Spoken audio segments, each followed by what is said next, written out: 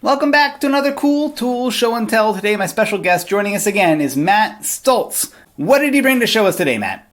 All right, so I travel around a lot. I'm on the go, and I always need tools with me. So I've had Leathermans for many, many years. The Wave, the Wingman, the Sidekick. But recently, I picked up my favorite Leatherman so far, the Leatherman Free P4. The great thing about this is it's the first Leatherman that has entirely one-handed tool opening for all the tools.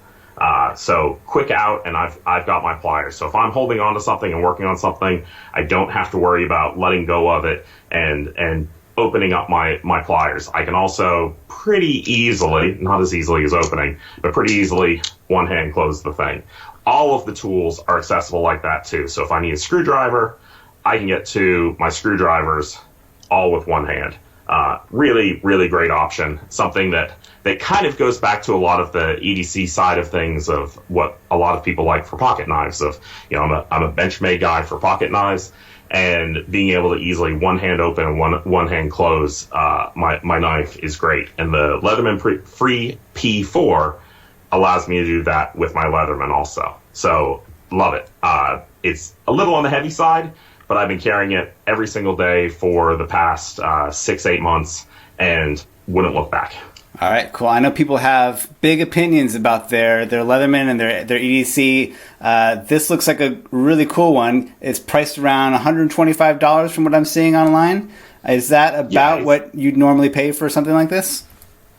Yeah, absolutely. And I got mine off of Amazon, and that's pretty standard pricing on it. It's not the cheapest Leatherman out there, but I think the construction quality and the tools that are in it really make it a great thing. My secret desire is one day that Leatherman will get in touch with me and allow me to design a Leatherman for the 3D printing world with some additional tools and some change-out tools that are the things that we all use, because there's definitely stuff that I don't necessarily all the time use in this knife, but there's definitely things I would love to have on me all the time and not have to have them as a separate thing. So, Leatherman, if you hear me, let's do this. All right. We won't give away any of those features yet. Those could be the surprise features for the Kickstarter. But one of the things I saw when I was looking at this, doing a little research on it, was that there's like a magnetic clasp or some kind of magnetic feature of it that helps it close up or release. Talk to me about that.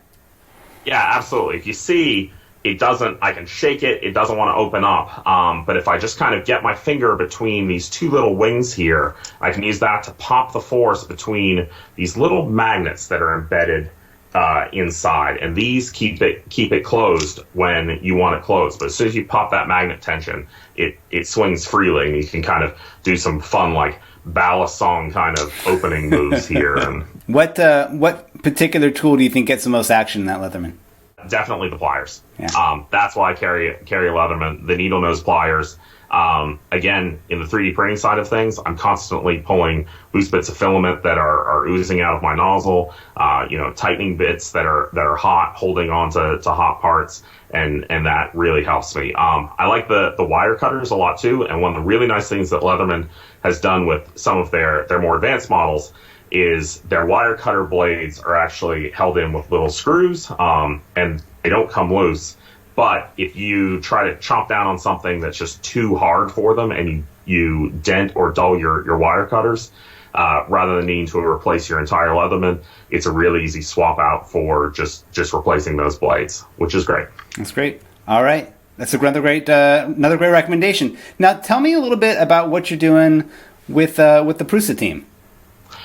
So with the Prusa team, I am head of community. So I'm going around building physical communities of people who are working together. Right now, that's a little tricky with the COVID situation. But we created groups on Prusa Printers, our online community platform, to help build those groups right now virtually. But we will use that further as we get out of this age and can go back to socializing again, to build more physical communities. We're also encouraging people to join our online communities. other than the groups, prusaprinters.org is a great place for people to share their files that they're creating for 3D printing and create this online community of open knowledge and open sharing. It's awesome.